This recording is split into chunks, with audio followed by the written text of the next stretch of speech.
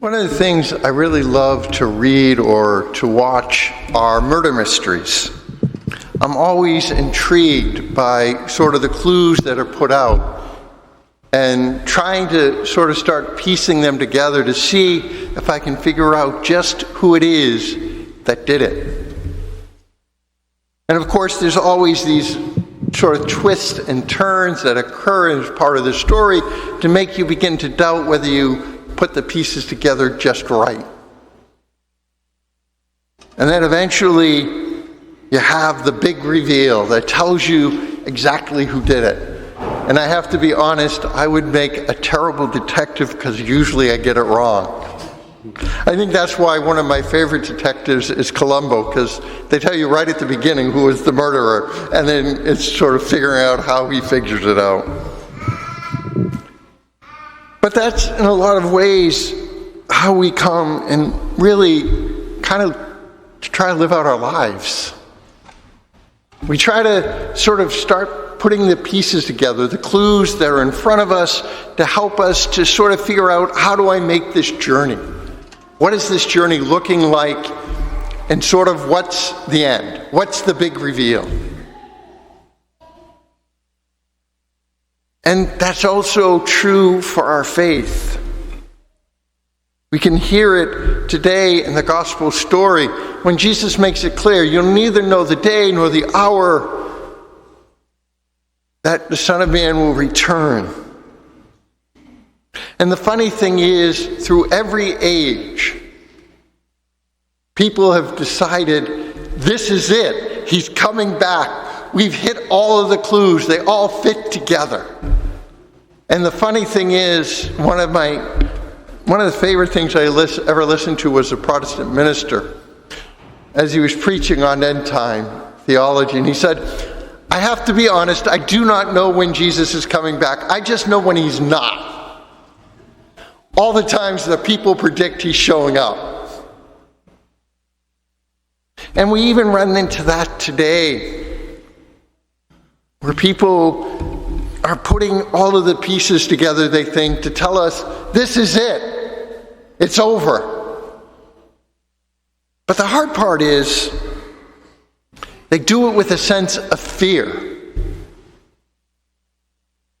And there's a darkness that really is conveyed by their projections.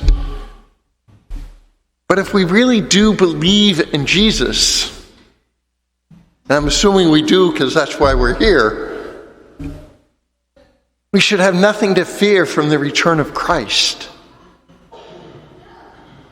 It shouldn't really matter when he's coming back. Because the reality is we can't cause it to happen one way or the other. But again, our lives are not about living a life of fear, but rather, if we come to truly live our lives in accord with Christ, it doesn't matter when he shows up.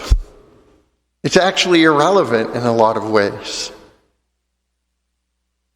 Because the reality is, if we're living our lives in accord with Christ, then we're prepared for the moment that he comes.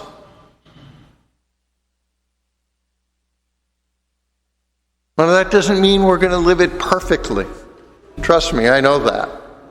There's a reason I just went to confession on Friday.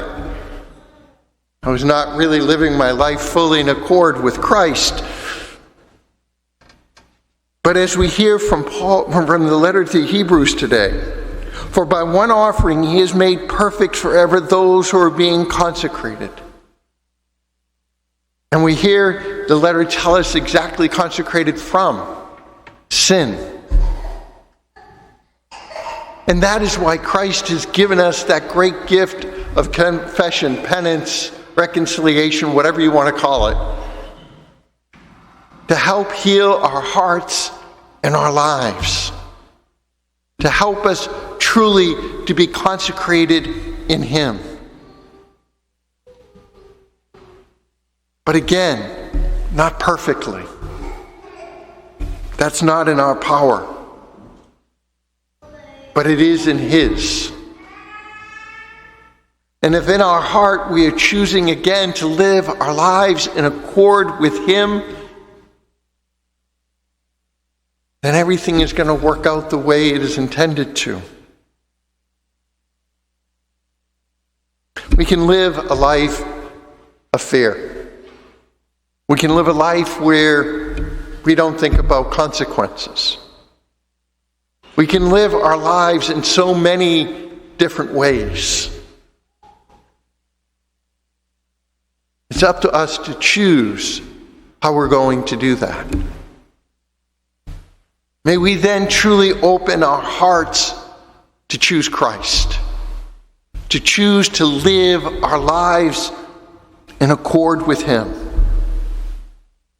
And may we truly focus on that gift that He has given us, which is the gift of Himself. And remember that one truth that was stated today in the letters of the Hebrews that really should prepare us for whenever Jesus may return, or we may simply be face to face with Him. For by one offering, He has made perfect forever those who are being consecrated.